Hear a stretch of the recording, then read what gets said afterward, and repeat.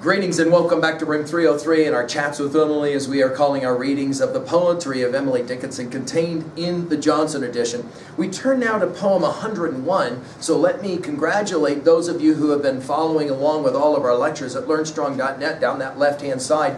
Again, Chats with Emily, our playlist.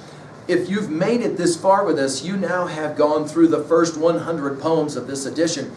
And that is no small feat, and I'm hopeful that you're growing as we move through this. Now, this is another one of those question poems, the poem 101, Will There Really Be a Morning?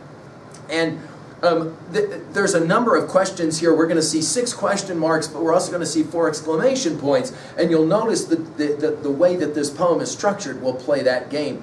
Now, I'm hopeful that you've already been exposed to our introductory set of comments at learnstrong.net in our playlist, and as well, we just finished with poem 100, A Science So the Savants Say. Now, this poem has been read in 2 different ways, so let me kind of set you up for this one. One is maybe a childlike request or inquiry about afterlife again. So we've seen that already, and we'll see it again. There is a second reading, and it's one that I'm a little bit more inclined to, and I'm going to try and share that idea with you as we move here. And that is, I think Emily is, as we've said in earlier lectures, so concerned about audience. I think that she's very much about her poetic future, and especially the question of fame. And I think that the word mourning here will maybe kind of play that game out. So let's enjoy just working with this poem. Again, another brilliant little offering from Emily Dickinson. Will there really be a morning? Is there such a thing as day? Could I see it from the mountains if I were as tall as they? Has it feet like water lilies? Has it feathers like a bird? Is it brought from famous countries of which I've never heard? Oh, some scholar, oh, some sailor, oh, some wise man from the skies, please to tell a little pilgrim where the place called morning lies. Now, I have fought throughout the first 100 lectures to not make too many references to biblical texts, because I am thoroughly convinced that Emily was steeped in biblical literature. And I think we could easily make the argument that in almost every one of the poems that we've read to this poem, that there is some kind of tangential reference, an allusion of direct or indirect proportions that is biblical in nature. I'm going to go ahead though and point out, because notice that in this poem, the opening line, notice, will there really be a morning? Morning has quotation marks around it. Now, I believe that maybe one of the reasons for this is that Psalm 35 passage, right? Psalm chapter 30, verse 5, joy in the morning will come, joy in the morning. Obviously, the promise of hope. And I think that's what's actually being played out here. Now, just to point this out, this poem actually first appeared in a little magazine called St. Nicholas, number 18, in May of 1891, and it was simply called Morning. And then when the poem was collectively published in 1891, it was called Out of the Morning. And I think morning is symbolic here for us. I love that we will begin with Emily the skeptic with the word really. Will there really be a morning? In other words, joy comes in the morning, Psalm 30, verse 5. But she asks, will there really be a morning? Of course, the question is, what does she mean by morning? Now, some have argued this is that idea of afterlife and heaven. Some have argued that I think the fact that she uses the word famous suggests that maybe she's concerned about acceptance. Is there, notice we go from will there to is there. Is there such a thing as day? And again, of course, here in quotation marks. Could I see it from, and again, the antecedent to the pronoun it is morning, or whatever it is that she's referencing, of fame or whatever. Could I see it from the mountains if I were as tall as they? Now, the they is vague here. Like, is she talking about morning and day? Is that the day? Or is she talking about the great poets? She's talking maybe about thinking about an Emerson or some poet that would be of equal significance in her mind. In other words, will I ever be like them? I think there's a reading of this poem rather easily we can get there. By the way, did you notice that she does comment on could I see it? We're back to the Platonic notion of perspicacity, no doubt. Then the second 4 lines will continue with this kind of rhetorical questioning, only now it moves further and further away from her and more to the it. Is it the morning we're talking about, or is it the it that is in fact fame itself? Has it feet like water lilies?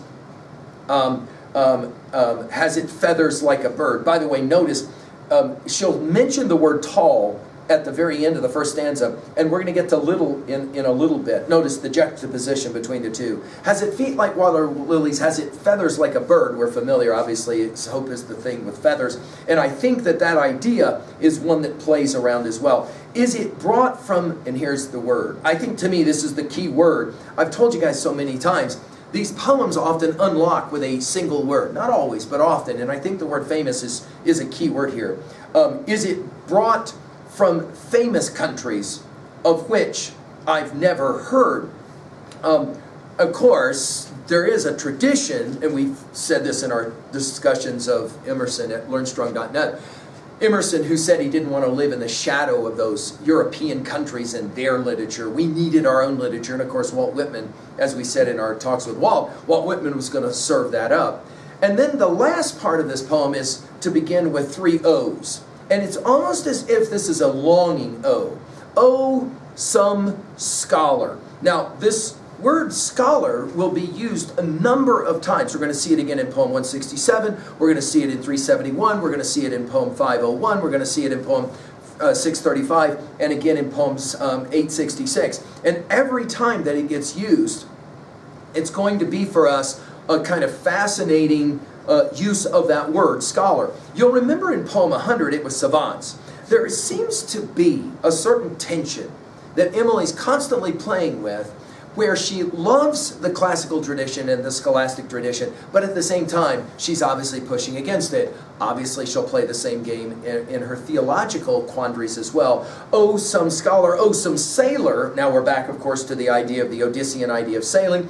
I think she borrows heavily here from Plato's Phaedo and the idea of going on a journey and all of that, being a sailor. Oh, some, and here it is, wise man. This is the only use of that. You'll remember master from our earlier conversation, from the skies. In other words, if only somebody could just give me this information, please, the request, some have read this as a prayer, please to tell a little pilgrim where the place called morning lies.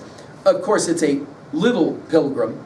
I've told you already, she loves this word little. 172 poems out of her corpus, she'll use this word little to emphasize herself. Notice pilgrim will take us back to poem 35. You'll remember in poem 35 when we studied it, it was a little rare might a pilgrim be. This idea of being a pilgrim, a searcher, a seeker, right?